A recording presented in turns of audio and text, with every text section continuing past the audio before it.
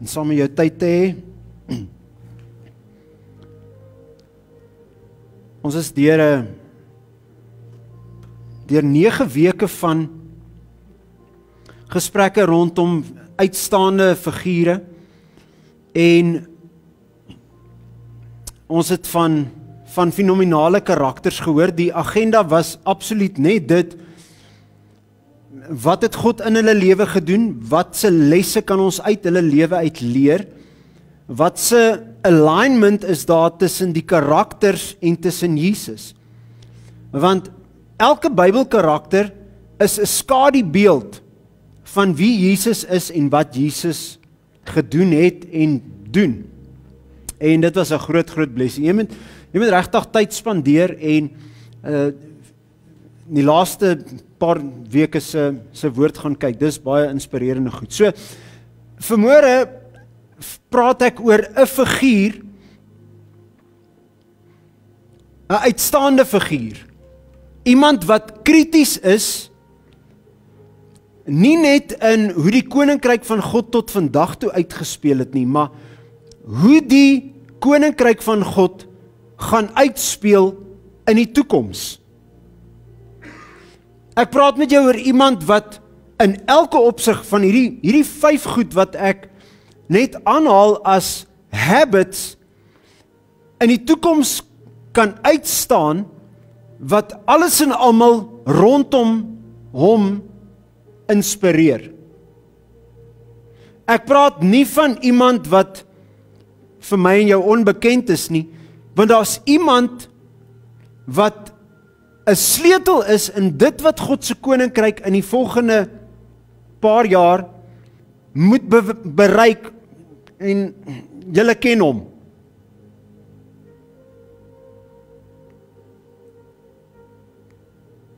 Inteendeel, jy het hom vanmôre gesien. Die sleutelfiguur in die koninkryk van God, in jou lewensruimte, in hierdie seisoen, is jy. It's you. Wat kyk julle my so ongelowig? Ons kan van Rut praat, van Ragab praat, van Josef praat, van Dawid praat, van Gideon praat. En elkeen van daai figure het iets tafel toe gebring. Vanmôre moet ek jou herinner dat die Heilige Gees wat in elkeen van daai karakters is dieselfde Heilige Gees wat binne in jou is.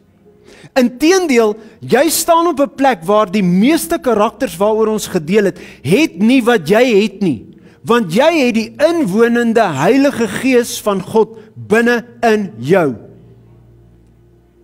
Jy het iets in jou wat Josua nie gehad het nie. En die engel van die Here kom na hom toe en hy sê, "Be strong and very courageous and do not fear. As I was with Moses, so I'll be with you." Weet jy waar kom die versnelling?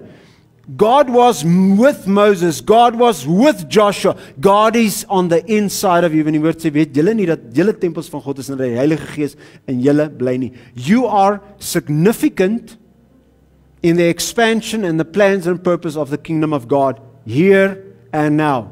Wil jy vir iemand langs jou net sê, ek is nie elke dag se everyday se ouetjie nie. Kyk my so ongelowig aan. Wie ek? Ek belangrik vir God se koninkryk. Ja. Jy's 'n uitstaande figuur. God het jou strategies, spesifiek beplan vir hierdie tyd en vir hierdie seisoen. Die gevaar is, ons kan dit mis. Bernardine kan vanmôre hier sit en sê, ag Here, waantoe is my lewe op pad? En God sê vanmôre, ek gaan 'n nuwe spakel in jou lewe sit, want ek gaan jou na 'n plek toe vat waar jy verstaan, ek is belangrik vir God in hierdie seisoen. Daar's mense wat nodig het om te ervaar en te sien wat jy van God ervaar en sien.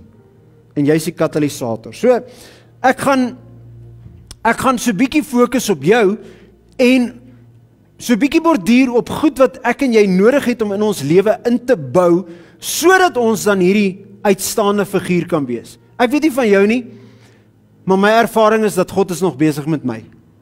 Ek het nog nie arriveer nie, en ek wil inteendeel by daai plek bly waar ek groei en ontwikkel. Dis amazing dat as ek vir jou sou vra vanmôre, wat het die laaste 10 jaar in jou lewe verander? En ek jou so 'n bietjie tyd gee, dink gou wat het verander in die laaste 10 jaar?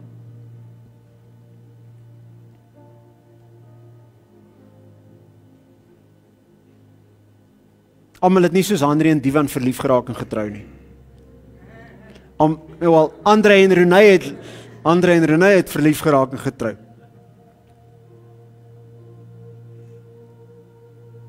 Wat het verander in jou lewe in die laaste 10 jaar? Is daar iets wat significantly anders is en beter is? Daar's seisoene van ons lewe waar daar's 'n klomp goed wat verander. Tussen 18 en 28 is hierdie gewoonlik die goed wat met jou gebeur. En dis goed wat jy op kan reflekteer en sê, daai het baie verander. Jy maak klaar skool, raak verlief, trou, kry kinders. Nie vir almal nie, maar daai is tipies van daai seisoen. En ons het 'n klomp goed wat daarna dit verander, maar alles bly dieselfde. Ek het hier raak gesien. Verandering ten goeie vat gewoonlik baie lang tyd. Veranderings wat nie so nice is nie, kom baie keer net so. Jy verwag nie retrenchment nie, hy bekruip jou soos 'n dief in die nag. Jy verwag nie siekte nie, hy oorval jou skielik. Jy verwag nie finansiële druk nie, die inflasiekoers gaan deur die dak, en dan loop jy in checkers soos ek, en dan dink jy, Here, hoe oorleef die average man en vrou vandag nog? Is dit net ek wat daar is? Maar goed soos daai, verander net so. Ek raak nikkerig as ek iets koop, en ek sê vir myself, hierdie goed het nou die dag net soveel gekos. Dan is ek sommer knorrig, man. Want ons het nie aangepas nie, en jou begroting het nie aangepas by dit wat hier voor jou op die rak gebeur nie. So, alles verander, hierdie lekker ou Pinksterkoortjie, alles verander, maar Jesus, nooit. Nee, julle moes harder amen gesê. Jesus verander nie. Jesus verander nie. Maar ek en jy verander.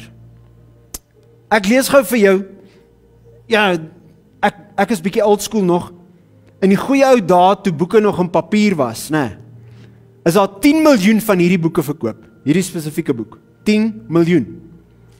Baie invloedryke ou, daar's 'n klomp ouens wat nie van hom hou nie. Gustav, lees jy boeke van auteurs wat nie Christene is nie? Ja. En dan is dit amazing dat hoe non-believers iets kan neerpen, en dan dink jy by jouself, ag jy doffel, Jesus het dit lankal geleer, man. I mean, just get with the program. Want die woord sê, alles is uit God. As iemand 'n blinkie die het, draaiwater het gekry. Heilige Gees het hom geïnspireer, hy weet dit dalk net nie eers nie. Maar ek lees net gou vir jou 'n paar goed, as inleiding, want as jy dan 'n uitstaande figuur in God se koninkryk in hierdie seisoen is, dan is een van die goed wat my en jou kan help om dit te wees wat God ons geroep het, is habits. Die wetenskap sê dat so 78% van die goed wat jy elke dag doen is uit gewoonte uit. Dis outomaties. Jy doen dit sonder om te dink. As jy wonder hoe dit werk, dis soos om te leer kar bestuur. Julle het almal soos ek ook begin by koppelaar, eerste rad, koppelaar beheer, koppelaar in, tweede rad. En dan moet jy kliphard dink. En as jy by 5de rad kom, dan dink jy, dan ry jy lank genoeg outomaties, en dan klim jy weer agter 'n handrad in, en dan stol jy hom met die robot, en hy sand en tannies wat hulle is mos vinniger as 'n rooi lig. Broer, moenie dink jy trek 'n halwe sekonde stadig weg nie, dan gaan hy tannie vir jou hoeter blaas. Maar alles wat ons doen, daagliks, is in 'n groot mate habits. Gustav, hoe praat jy oor habits? Ek gaan hierdie een sommer net so in die verbygang gee. Daar's 2 habits wat die Bybel oor waarsku wat ons nie moet doen nie. Imagine, hy praat, en hy sê, inteendeel, dis die enigste 2 plekke waar die woord gewoonte gebruik word, behalwe hierdie dat hy praat ook van genadegawes wat deur die gewoonte geoefen word. As hy praat van goed wat ons doen as habits, is daar net 2 plekke in die Bybel waar die woord gewoonte voorkom.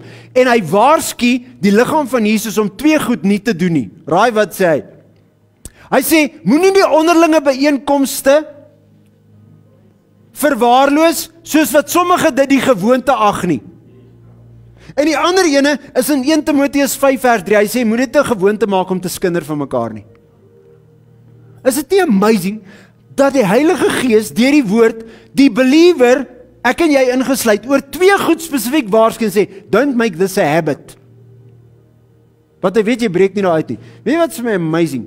As jy 3 weke lang kerk geskiep het, dan raak dit maklik daarna om 6 weke lang kerk te skiep. I'm just saying that.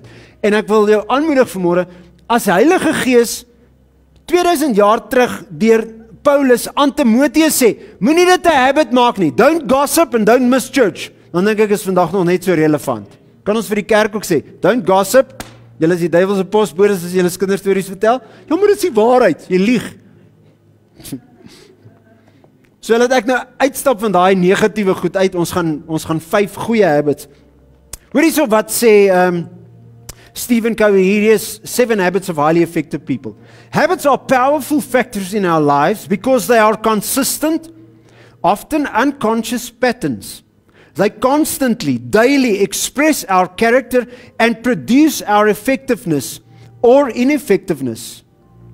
Habits can be learned and unlearned, but also know it isn't a quick fix. It involves a process and tremendous commitments. Habits have a gravity pull.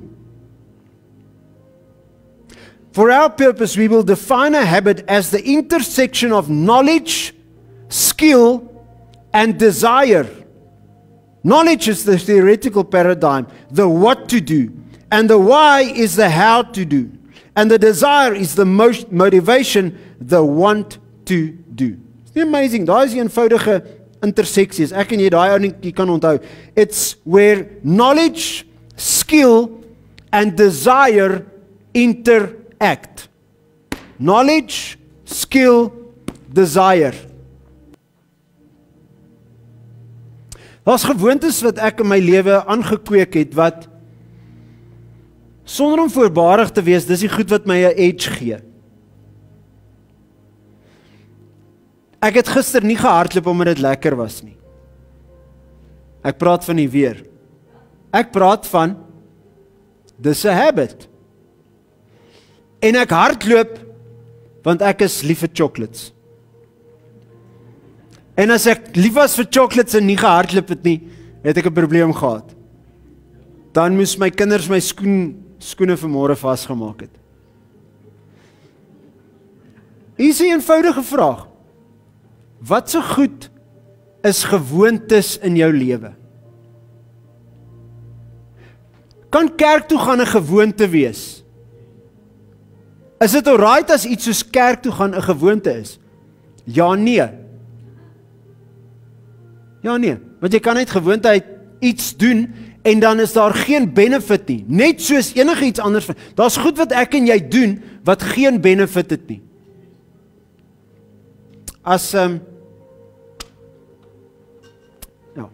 Daar's goed wat ek nie gaan sê vanmôre nie. Kom ek vertel gou vir jou, daar's 2 significant ouens en ek sê hierdie goed vir jou want ek wil met 'n heel perspektief na jou kyk. Jy moet vanmôre Heilige Gees vra.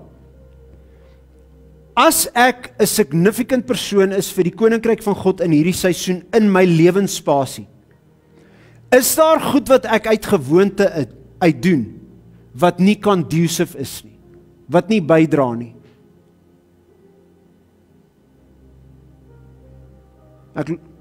Hierdie noem ons 'n open-ended question. Is daar goed wat jy doen wat nie beneficial is vir jou geestelik, emosioneel, liggaamlik nie? As Lana se melktert ter sprake is, dis irrelevant. Ons eet daai goed want dis lekker. But there are things in my life that is not beneficial. 2 van die ouens wie so goed vir my betekenisvol was Stephen Covey nommer 1 en die meer onlangse een is James Clear wat Atomic Habits geskryf het. Ouens, as die groot meerderheid van my en jou aktiwiteite gewoontes is, dan wil ek as 'n kind van God wat die Heilige Gees binne in my het, wil ek sê, Lord, help me build healthy habits so that I can be the person that God has called me to be. En dan beteken dit, dan is daar al goed wat ek moet eliminate. Ek sê dit met liefde, en wil ook minder op Instagram en meer in jou Bybel wees.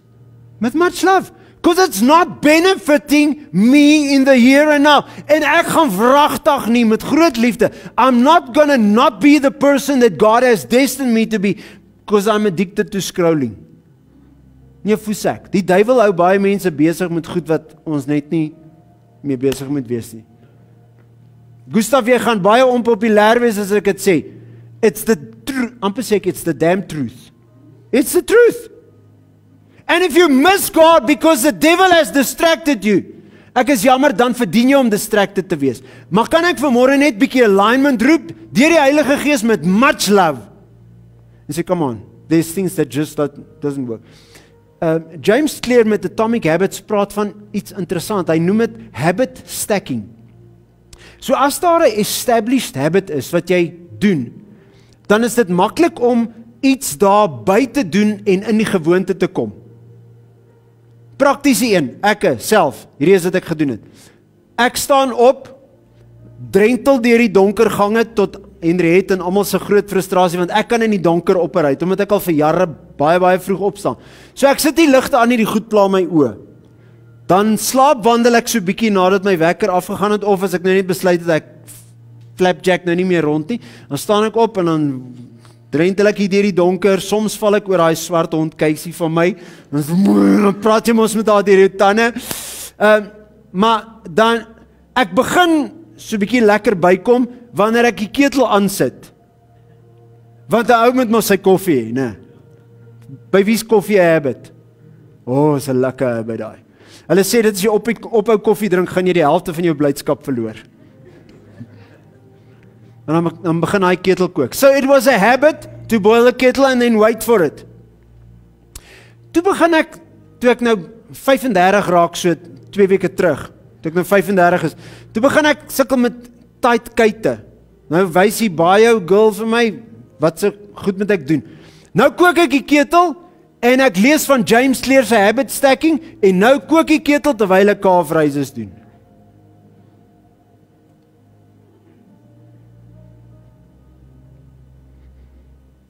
Kook die ketel.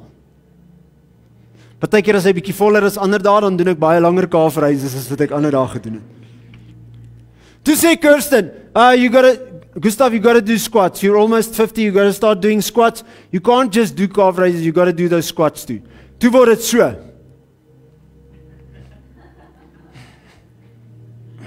Nou kook die ketel en ek doen squats. Toe begin ek bend knee calf raises doen saam met daai. So nou is dit terwyl die ketel kook, is dit calf raises, squats en bend knee calf raises. Alles habit stacking. Een bo op die ander een. 'n Ou wat bietjie uitdaging het rondom sy gewig, sê vir homself, ek gaan net 2 minute 'n dag gym toe gaan. En vir 6 weke trek hy aan, klim in die kar, ry gym toe, swipe sy tag, stap in, begin die timer. Staan en kyk, 1 minuut, 2 minute, stop, draai om, loop. 6 weke lank. Na 6 weke toe hy die habit establish het, toe sê hy vir homself, ek gaan nou 5 minute gym toe gaan elke dag. En vir 6 weke, stap hy by die gym in, swipe sy tag, sit sy timer aan, 5 minute. Na 5 minute, terug in die kar, huis toe. Dit het hom 18 maande gevat, maar uiteindelik toe hy 10 minute binne in die gym kan wees, toe besluit hy, nou gaan ek begin oefen. En na 3 maande is hy in daai plek waar hy vir homself sê, ek gaan nou 'n uur gym. If you want to see significant change in your life, it starts with the small things. Jou gebedslewe gaan na 'n nuwe dimensie toe, wanneer jy vir jouself sê, ek gaan vandag net 5 minute bid, maar ek gaan bid. And slowly but surely, everything around you shifts. Because God has partnered with you when you realized I am a significant person for the kingdom of God in this season?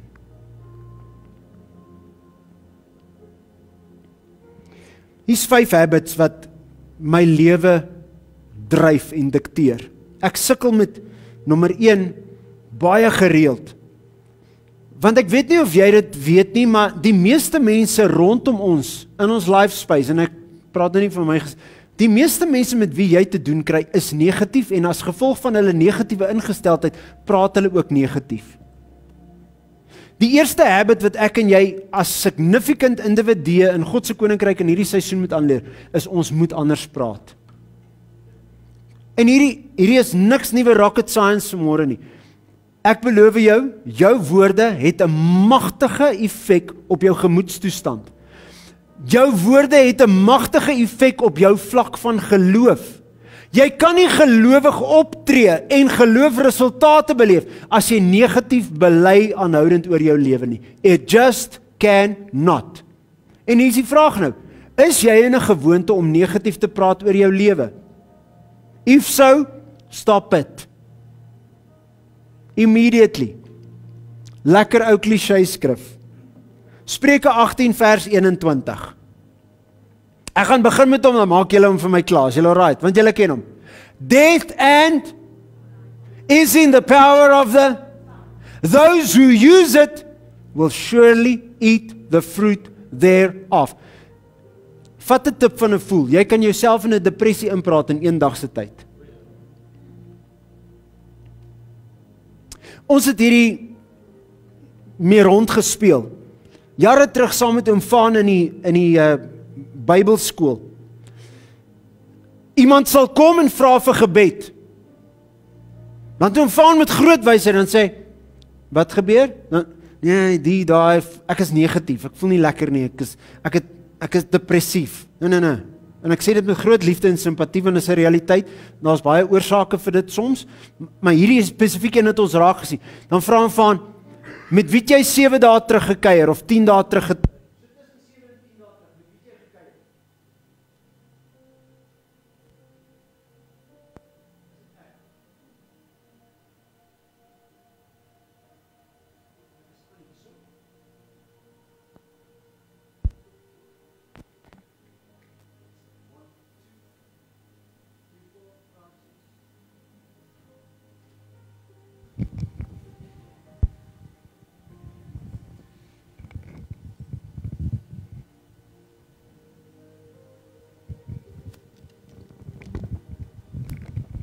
Dan is die vraag, met wie jy gekuier? Dan staan die persoon so 'n bietjie terugdink en sê, ek het my skoonpa 'n gesprek gehad en ons het mekaar dan vieslik negatief opgecharge. Dan daai saad van die woorde wat jy gespreek het oor jou lewe, het begin ontkiem, en nou sê negatief of depressief, dis omdat ons negatief gepraat het. Kan ek jou vanmôre met liefde sê, believer, significant person in the kingdom of God, you'll have to watch in this season what you say over your life and your life space. Much love. Jakobus 4, vers 7, tweede enetjie. Hierdie moet 'n habit wees. Ons sing hierdie ou liedjie, I surrender all to Jesus, I surrender, all to Him I freely give. I will ever love and trust Him in His presence daily live. Dis 'n baie ou sang. Maar daar's iets significant hieraan as ek en jy dit 'n gewoonte maak om voor die Here te kom en te sê, Here, hier is ek. Hier is ek. Oorgawe is nie iets wat ek en jy natuurlik doen nie. Ek en jy wil ons lewe bestuur en ons hou styf vas aan alles.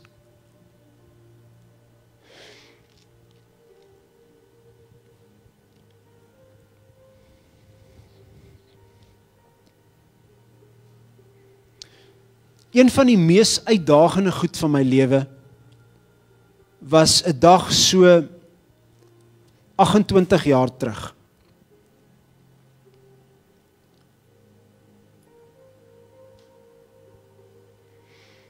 Ek het 'n sekulêre werk gehad, dit het goed gegaan.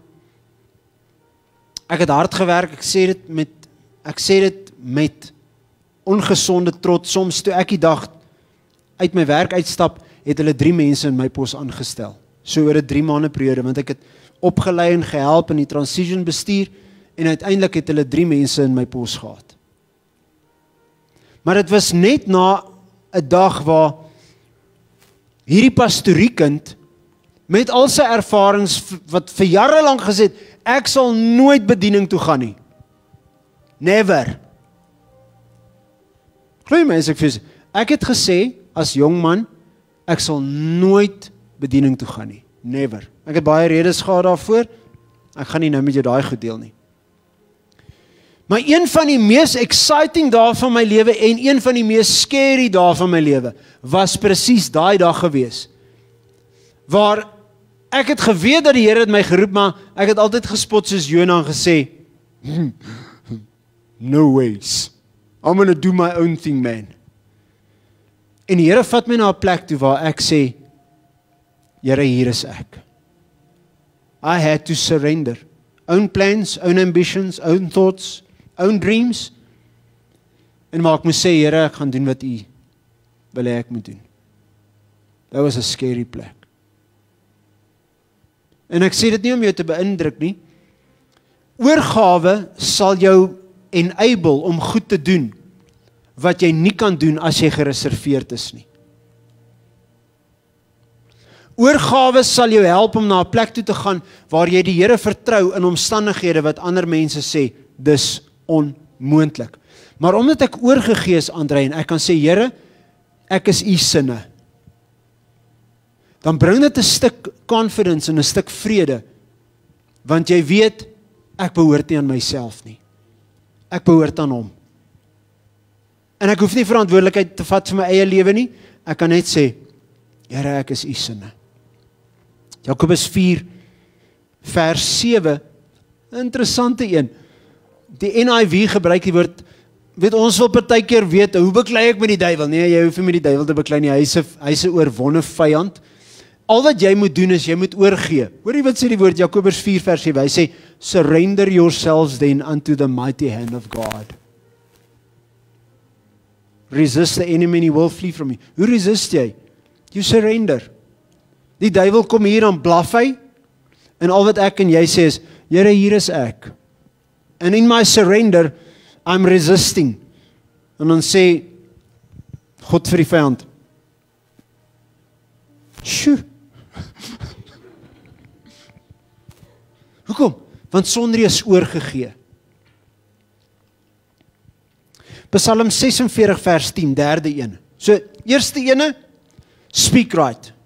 Tweede habit, live in a state of surrendered living. Oorgegee.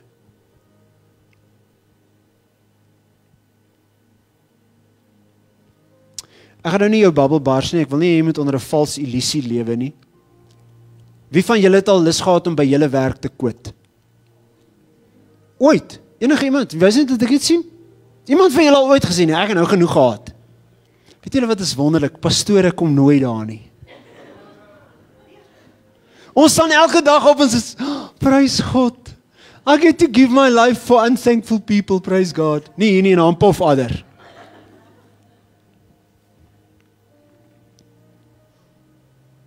Kan ek vir jou baie nugter, baie reguit sê, weet jy hoekom is Gustav Roos na 28 jaar nog in die bediening? Because I surrendered to him.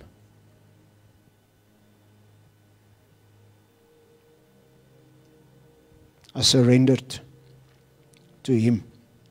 Psalm 46 vers 10 is vir 'n raasbek ou soos ek, is dit 'n moeilike skrif. Party van julle kry dit reg. Ons sit ongelukkig is ons in 'n lewe waar die lewe is net noisy. Jesus, en ek like musiek hoor. Ja. Ek kan die stilte verdryf met musiek heeldag en aldag.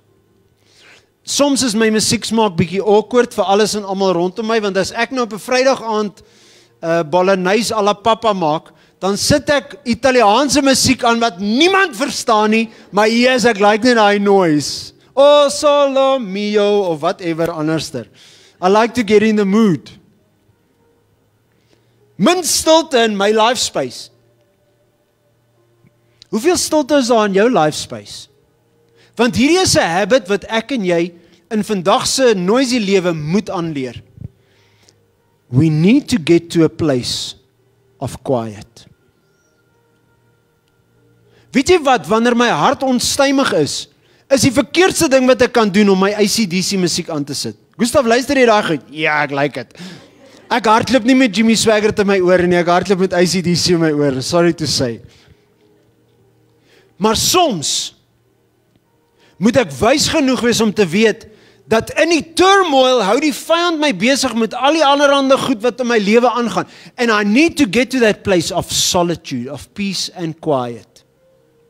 Jy moet dit 'n gewoonte maak ongelukkig, want anders is die gewoonte andersins. You just let the music blare. En die musiek moet net gaan, heeldag, aldag. Spotify is fantasties. Ek kan ure lank musiek luister waarvan ek hou.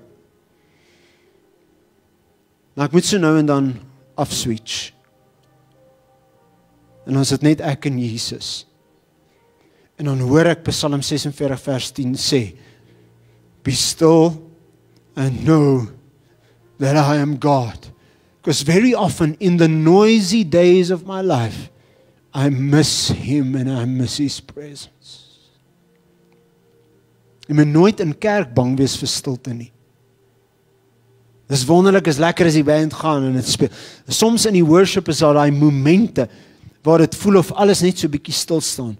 And it's in those quiet moments where God touches my heart. And peace and quiet comes as a result of His presence. Ek moet so nou en dan stil raak. Deuteronomium 8 vers 10. Dis 'n interessante skrif. Ek gaan nou net so quote, ek het die Engels gelees. Hy sê, wanneer jy geëet en versadig is, moet jy aan die Here jou God dankie sê vir al die goeie dinge wat hy in jou lewe ingebring het. Gratitude is a habit that I have had to cultivate. Waar ek kan 'n paar skoene aantrek en sê, o Here, baie dankie.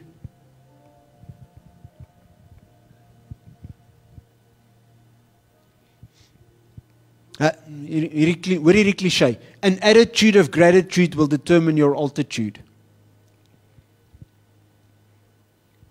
Dankbare mense het die vermoë om uit moeilike omstandighede uit te styg. Want hulle sien die goeie goed wat God gedoen het en dit sit hulle in 'n plek waar hulle kan sê God was faithful in the past, He's going to be faithful tomorrow. Dankbaarheid sit my in daai plek.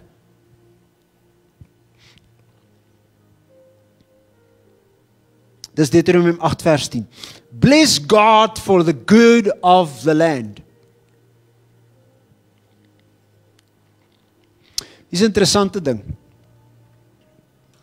Dit gaan ook so 'n bietjie new age nou vir jou klink. As jy oningelig is, maar ek sal jou inlig, dan klink dit nou nie so funny nie. Of jy dit nou wil weet of nie, daar is 'n sekere frekwensie wat jou liggaam uitstraal. Van die new agers noem dit nou snaakse goed, hulle praat van jou aura of jou die of daai, nee man, asseblief.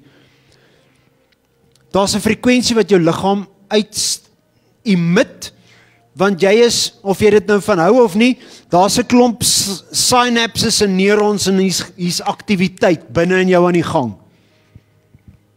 Daar's elektrisiteit binne in jou.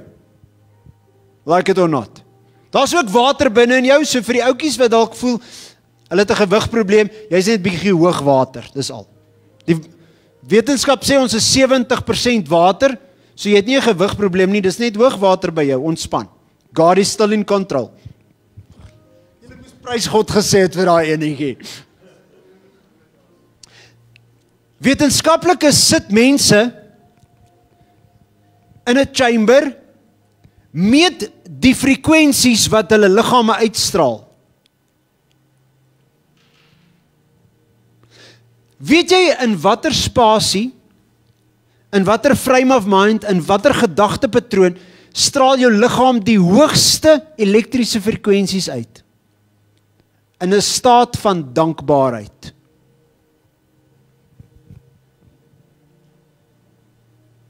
Dankbaarheid. Weet jy wat beteken dit? Dit beteken dat jou liggaam thrive wanneer hy kan kyk na die seëninge in sy lewe en hy kan sê, o Here, dankie vir alles. As jy agterkom dat jy negatief is, begin net God dankie sê vir al die klein wonderwerkies in jou lewe, dan sien jy hoe vinnig verander die dag. Die potholes. Ja, ek weet, ek verstaan. Maar ek kan nie laat daai goed my lewe vernietig nie. Jakobus 2 vers 22, laaste enetjie. James chapter 2 verse 22.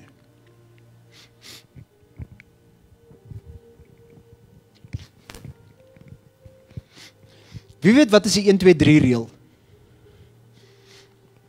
1, 2, 3 reël. Dis 'n habit wat ek aangeleer het.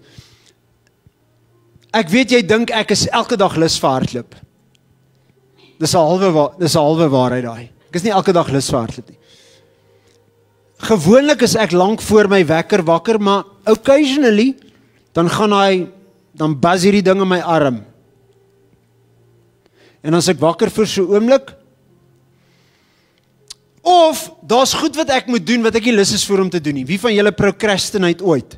Dis van daai goedjies, hy lê op jou to-do lysie, maar dan sê jy vir jouself, later vandag.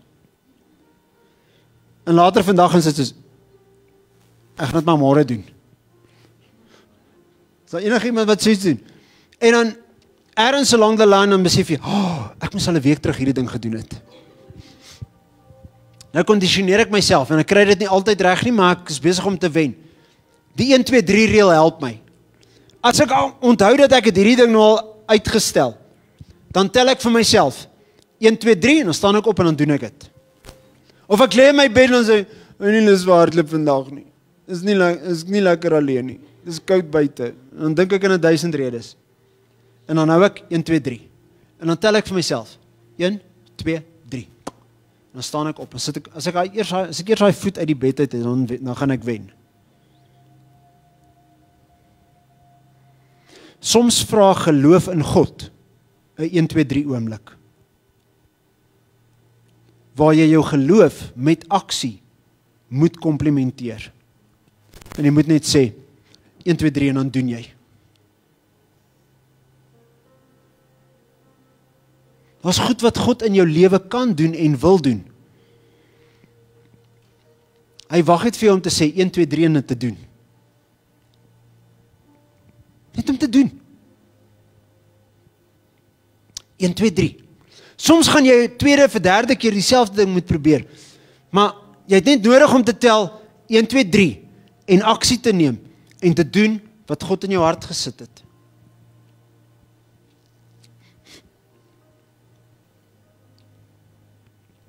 Kom ons lees daai Jakobus 2.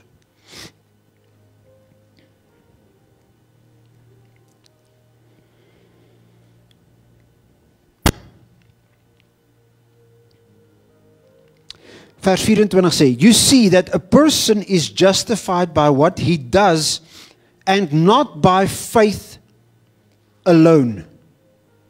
Not by faith alone. Justified by what he does. Vers 22 sê, you see that his faith and his actions were working together and his faith was made complete by what he did.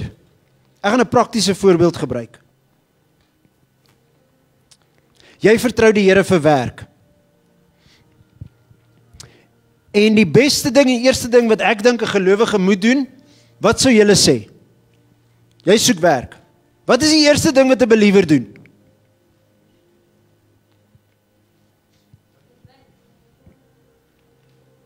Is daar meer as 3 wat sê bid? Okay, so jy begin by bid. En dan daarna, dan bid jy nog. En dan bid jy nog. En oormôre dan bid jy nog. En oormôre? Nee, maar ons is believers, ons bid. Nee, jy is stupid man. Jy's 'n believer, maar jy's 'n stupid believer. Met groot liefde. Jy gaan eers jou CV bymekaar sit, en dan gaan jy beweeg met daai ding.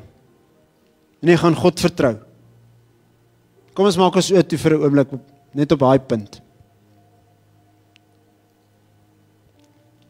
En as jy in 'n plek van geloof is waar jy die Here vertrou vir wat ook al, dan wil ek nou in agreement saam met jou kom.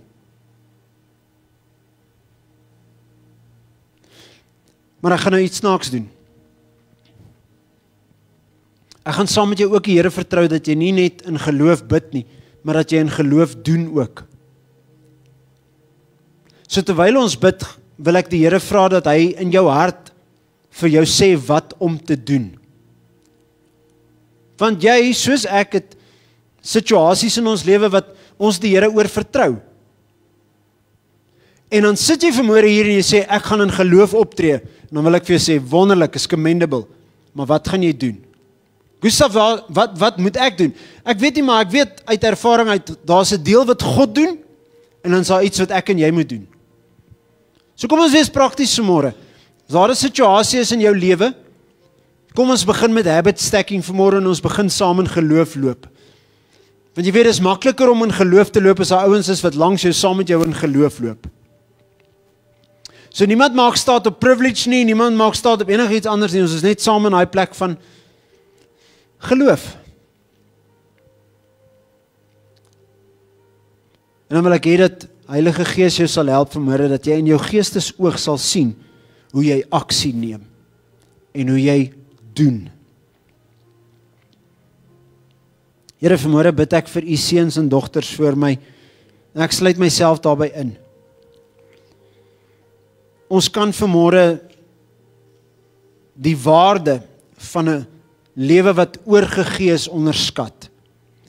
Ons kan vanmôre die impak van ons woorde op ons lewensspasie onderskat. Ons kan die waarde van stil wees voor God onderskat. Ons kan dit onderskat wat dankbaarheid in ons gemoedstoestand gaan doen. Ons kan onderskat watter groot effek werke wat gekoppel word aan geloof. Ons kan dit onderskat. En vanmôre bid ek, Here, dat U ons as familie na 'n plek toe gaan waar divine godly habits soos oorgawe, ander spraak, stilte voor God, dankbaarheid en 'n 1, 2, 3 gesindheid van nou gaan ek aksie neem. Here, dat dit groot vrugte in elkeen van ons lewens sal oplewer. Ek wil bid, Here, dat U nou iets sal doen wat ek met die beste kommunikasie nie kan doen nie. Heilige Gees, sal U vir elkeen wat na my stem luister, dit vanmôre in hulle harte tuis bring. Sal U daai oortuiging bring. Jy is 'n prominente figuur in die koninkryk van God in hierdie seisoen. Of dit in jou gemeente is, in jou gemeenskap, in jou werkplek, in jou gesin, you are significant. God was intentional when He placed you and He purposed you where you are. En Here, hierdie is nie 'n 5-punt selfhelpprogram nie. Hierdie is 'n môre agenda, sodat elke man en vrou in hierdie plek sal verstaan. I am important in God's agenda in this season and in this time. I pray that your Spirit, Lord, will linger, encourage and inspire each one, Lord, so we will be and do what you have called us to be and do in Jesus' name. Amen. Dit was awesome om jou saam met ons te hê.